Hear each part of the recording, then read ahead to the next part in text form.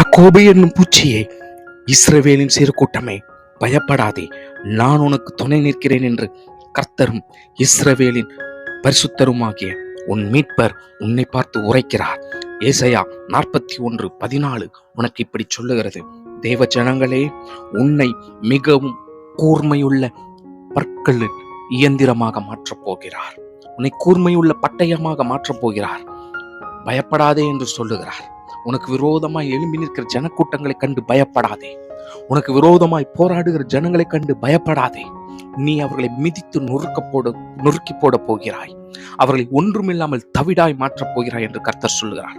உன் பலத்தை கண்டு ஜனங்கள் அஞ்சுவார்கள். உன்னை பலவீனன் என்று சொல்லினவர்கள் பலவீனனாய் போக போகிறார்கள்.